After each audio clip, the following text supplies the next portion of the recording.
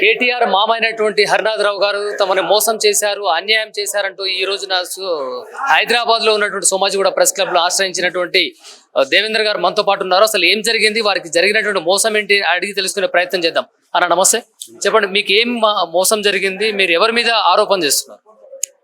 కేటీఆర్ మామ వాళ్ళ బామ్మర్ది పాకాల రాజేంద్ర ప్రసాద్ వాళ్ళు 2021లో మా తమ్ముని కిడ్నీ గురించి అతని దగ్గరికి పోతే, జీవన్ దాని గురించి కిడ్నీ పోతే 24 లక్షల రూపాయలు అయితే అని చెప్పి 10 లక్షల రూపాయలు తీసుకున్న 3 రోజులకే నాకు ఎమ్మెల్సీ ఇప్పిస్తని మాయ మాటలు చెప్పి అటు చేసి ఇటు చేసి ఒక వారం రోజుల లోపల 3-4 రోజుల లోపలనే 1,60,00,000 రూపాయలు మళ్ళీ తీసుకుండు. తర్వాత నిజామాబాద్ వాళ్ళ దగ్గర ఒక యాదవ్, సోమేష్ యాదవ్ దగ్గర 10 లక్షల రూపాయలు చైర్మన్ ఇప్పిస్తాను 2016 తీసుకున్న వ్యక్తి వాళ్ళు వీడియో తీసుకొని అక్కడిక్కడ వీడియోలు పెడుతుంటే భయపడి కేటీఆర్ పెడితే, కేటీఆర్ వాళ్ళ బామ్మర్ది రాజేంద్ర ప్రసాద్ పెడితే తండ్రి కొడుకు ఇద్దరు బదులుకొని నన్ను బకరా చేసి అప్పటికే 1,70,00,000 పోయింది నా దగ్గర. తర్వాత ఏం చేసిండు, ఆ 10కి 20 అడిగిరు వాళ్ళు. నేను ఇంటికి పిలిపించుకొని మాట్లాడినట్టు వాళ్ళు జర మాట్లాడమంటే డబ్బులు ఇవ్వమంటే వాళ్ళ దగ్గర డబ్బులు ఈ కట్టు నేను కడతా డబ్బులు అని చెప్పారు. మోసం చేసి మాట్లాడితే మోసపూరిత మాట్లాడితే నమ్మి నేను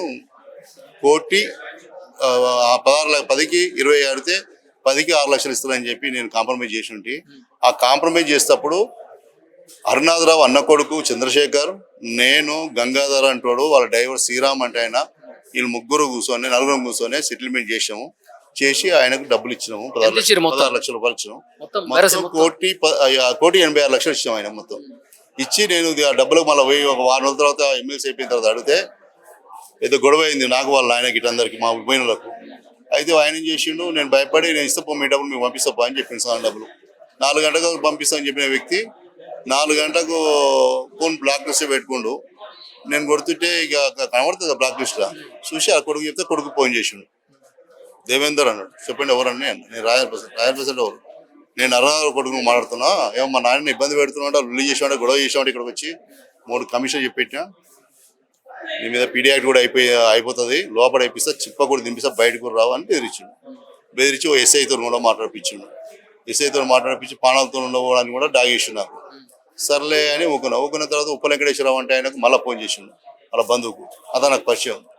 ఫోన్ చేసి ఆయన ఏం చేసిండు, నాకు ఫోన్ చేసిండు. ఏమన్నా అతను పీడీ యాక్ట్ సేమ్ నాతో ఎట్లా అన్నాడో ఆయనతో అట్టే అన్నాడట. మీరు ఒక విషయం చెప్పండి, ఇప్పుడు మీరు కాంగ్రెస్ ప్రభుత్వాన్ని రేవంత్ రెడ్డికి ఏం కోరదలుచుకున్నారు?